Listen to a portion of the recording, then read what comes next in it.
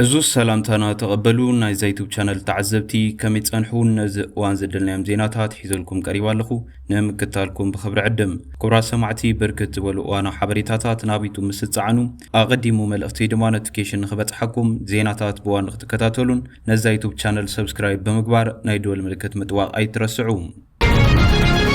ሶማሊላንድ ኣብ እስራኤል ኤምባሲ ኣኸፊታላ ናጽነታ ባዕላ ዝኣወጀት ሶማሊላንድ ኣብታ ኣፍልጦ ዝሃበታ እንኳ ሃገረ እስራኤል ፈላሚ ኤምባሲ ኣኸፊታ ኣብቲ ኣብ ኢየሩሳሌም ዝተፈጸመ ስነ ስርዓት ኣብታ ሃገር ምብጻሕ ዘካየድ ዘሎ ፕሬዝደንት ሶማሊላንድ ዓብደረሕማን መሐመድ ዓብደላህ ዒሮ ተረኺቡ ነይሩ እስራኤል ኣብ ዝሓለፈ ወርሒ ታሕሳስ ከም ናጻን ላዕላዊትን ሃገር ኣፍልጦም ከም ዝሃበታ ድማ ይዝከር ንስጉምቲ እስራኤል ብትሪ ዝተቃወመት ሞቃዲሾ ሶማሊላንድ ዘይትቁረስ አካል አባይ ሶማል ሙኻንያ ታምን ቻይና ሕብረት አፍሪካን ቱርክን ስዑድ ዓረብን ኤርትራን ዝርከቦም ወገናት ድማ ነቲ ኣፍልጦ ምንቃፎሙን ይዝከር ኮሚሽን ሕብረት አፍሪካ ንሶማሊላንድ ዝወሃብ ዝኾነ ይኹን ኣፍልጦም ብምንጻግ ንሓድነትን ላዕላውነትን ሶማልያ ንምኽባር ዘለዎ መርገጺ ኣነጺሩ ነይሩ ዒሮ ምስ ቀዳማይ ሚኒስትር እስራኤል ቤንጃሚን ነታንያሁ ዝርከቦም ላዕለዎት ሰበስልጣን እስራኤል ብምርኻብ ኣብ መንጎ ክልቴን ሃገራት ብዛዕባ ዝህሉ ምትሕግጋዝ ክላዘብ ቀኒሎም እቲ ኤምባሲ ኣብ ኢየሩሳሌም መኽፋትውን ተባዕ ስጉምቲ ምዃኑ ኔታንያሁን ይድሎም ዝበዝሓ ሃገራት ዓለም ኣብ ክንዲ ኣብታ ኣሰሓሓቢት ከተማ ኢየሩሳሌም ኤምባሲታትን ኣብ ቴል ኣቪቭን ዝኸፍታ ፕሬዝደንት ኣሜሪካ ዶናልድ ጄ ትራምፕ ንእስራኤል ዘለዎ ደገፍ ንምግላጽ ኣብ 2018 ነቲ ኣብ ቴል ኣቪቭ ዝነበረ ኤምባሲ ናብ ኢየሩሳሌም መጋዓዙ ካብ ደገፍቲ ፊልስጤም ዝኾኑ ወገናት ዓብዪ ተቃውሞታት ገጢሞ ነይሩ ጓቲማላ ሆንዱራስ ኮሶቮ ፓራጓይን ፊጂን ውን ኤምባሲታትን ናብ ኢየሩሳሌም ዘጋዓዛ ወይ ዝኸፈተ ሃገራትን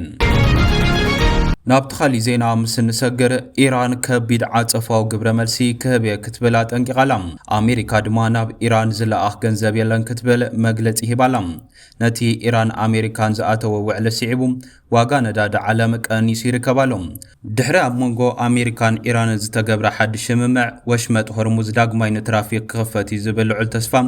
ኣብ ዝህልወሉ እዋን ድማ ኣብ ዝሓለፈ 3 ዋርሕ ዋጋ ነዳዲ ዓለም ናብ ተራእዩ ዘይፈለጥ ትሑት ደረጃ ወሪዱሎም ኣህጉራዊ መዐቀን ዋጋ ነዳዲ ዝኾነ ብሬንት ዘይተጻረየ ነዳዲ ንሓደ በርሚል ብ3.8 ሚእታዊት ወሪዱ ናብ $79.99 ዶላር በፂሕሎም እዚ ድማ ድሕሪ መጀመርታ ወርሒ መጋቢት እቲ ዋጋ ትሕቲ $80 ክወርድ ንፈለማ እዋን ምዃኑ ማዕኸን ዜና ኤኤፍፒ ሓቢሩሎም ብተመሳሳሊ መንገዲ ንንግዲ ነዳዲ ኣሜሪካ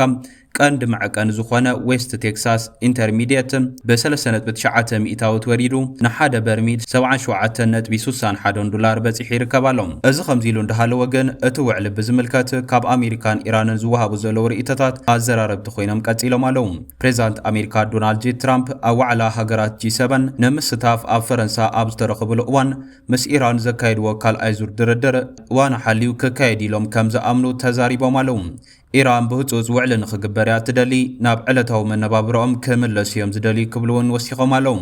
እቲ ውዕሊ ንምንታይ ዕላው ዘይተገብረ ብዝብል ምስተሓተቱ ብፈለማ ብዕሊ ምፍርራም ከም ዝቕድም እዮም ተዛሪቦም ዘለው ኢራን መሳርሒ ኒኩሌር ኣይክህልዋን እዩ ውዕልና ነዚ ዝገልጽ እዩ መጻብቡ ሕርሙዝ ድሕሪ 60 መዓልታት ብዘይ ምንም ክፍሊት ክኽፈት እዩ ክብሉ ፕሬዝዳንት ኣሜሪካ ዶናልድ ጄ ትራምፕ ኣብርዮም ኣለው ፕሬዝዳንት ትራምፕ ቅድም ክብል ንኢራን ክበጽሓዩ ብዛዕባ ዝተባሃለ $300 ቢልዮን ውን ኣብሪሆም ይርከቡ ኣለው ምክትሎም ጂዲ ቫንስ ውን ኢራን ምስ ኣሜሪካ ኣብ ዝኸተመቶ ውዕል ዝተላዕለ ሓንቲ ሳንቲም ናብ ቴሄራን ኣይክለኣኽን ክብሉ ገሊጾም ኣለው ናይ ኣሜሪካ ሓንቲ ሳንቲም ናብ ኢራን ኣይክለኣኽን ግን ድማ ኢራናውያን ግቦኦም እንተደኣ ፈጺሞም ቀጠር ኢማራት ዓረብ ስዑድ ዓረብን ኣብ ኢራን ኢንቨስትመንት ክገብራ ይኽእላየን ክብሉ ተዛሪቦም ኣለው ኮይኑ ግና ካብ ወገን ኢራን ዝስምዑ ዘለዉ መጠንቀቕታታት ግና ዓጸፋዊ ግብረ መልሲ ክንወስድ ኢና ዝብሉ ኮይኖም ኣለው እዚ ናይ መጠንቀቕታ መልእኽቲ ዝተመሓላለፈሉ ምኽንያት ድማ ኢራን ሕጂ እውን እስራኤል ኣብ ልዕሊ ሊባኖስ መጥቃዕታት ተወርዳላ ብዝብል እዩ ድሕሪ ሕጂ እስራኤል ኣብ ልዕሊ ሊባኖስ እትፍጽሞ ዝኾነ ይኹን መጥቃዕቲ ምስ ኣሜሪካ ዝተበጽሐ መረዳድእ ውዕል ዘጥሕሲ ክትብል እውን ኢራን ኣጠንቂቓ ትርከባላ ሚኒስትሪ ጉዳያት ወጻኢ ኢራን ኣባስ ኣራግቺ ከም ዝበሎ እንተደኣ ኮይኑ እቲ ስምምዕ ዝተበጽሐ በቲ ሓደ ወገን ኢራንን ሒዝቦላህን በቲ ካልእ ወገን ድማ ኣሜሪካን እስራኤልን ብምዃኑ ናይ እስራኤል መጥቃዕታት ንኽቋረጹ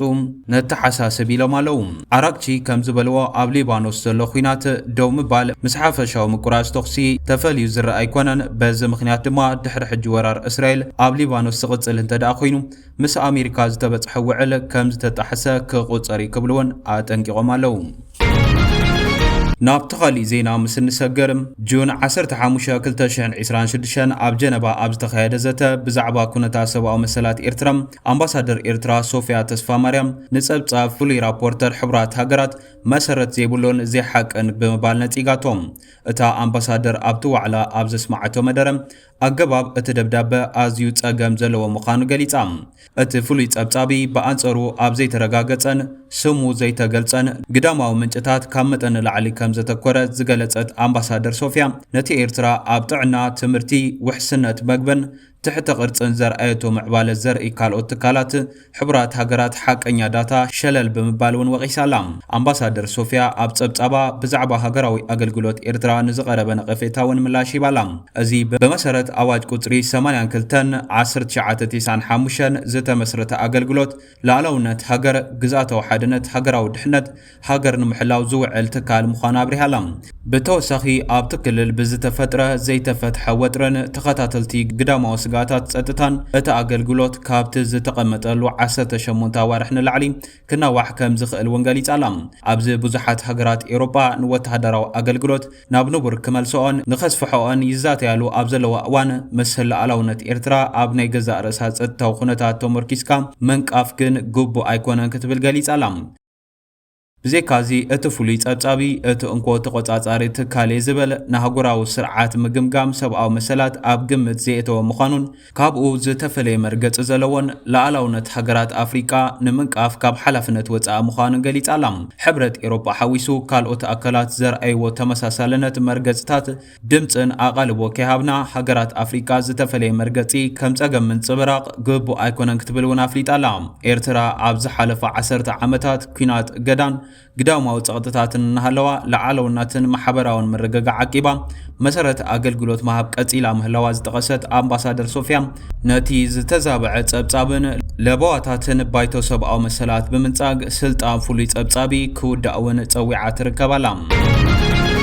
ናብቲ ናይ መወዳእታ ዜና ምስ ንሰግር ኢትዮጵያ ከም ሃገር ከይትቕጽል ዝደልዩ ጸላእቲ ፈጺሞም ኣይዕወቱን ክብሉ ኢትዮጵያዊ ጀነራል ሌተናንት ጀነራል ብርሃኑ በቀላ ተዛሪቦም። ኣዘዚ ሰሜናዊ ምዕራብ ኮማንድ ሌተናንት ጀነራል ብርሃኑ በቀላ ኢትዮጵያ ሃገር ጎይና ንኽትቅጽል ዘይደልዩ ጸላእትና ጉጅለታትን ፈጺሞም ኣይክዕወቱን እዮም ክብሉ ተሰሚዖም ኣለዉ። ሌተናንት ጀነራል ብርሃኑ በቀላ ሰራዊቶም ነቶም ሰላም ኢትዮጵያ ንምዝራግ ንህዝቢ ሰላም ንምምጻእን ዝጽዕሩ ሓይልታት ይቐጽዖም ኣሎ ክብሉ እውን ወሲኾም ኣለዉ። ኮማንደር ሌተናንት ጀነራል ብርሃኑ በቀላ ኮማንድ ሰሜናዊ ምዕራብ ሉኣላውነት ሃገር ንምሕላው ካብ ዝኾነ እዋን ላዕሊ ወተሃደራዊ ድልነቱ ኣሕይሉ ከም ዘለውን ክገልጹ ተሰሚዖም ኣለዉ። እቶም ታሪኻውያን ዝበልዎም ጸላእቶም ዝጋልቡ ኣፍራስ ክሕደቶም ዘርኢ እኳ እንተኾኑ ሓለ መውቃዕቲ ሰራዊትና ግና ክጻወሩ ኣይክእሉን ክብሉ እቶም ኣዛዚ ተሰሚዖም ኣለዉ።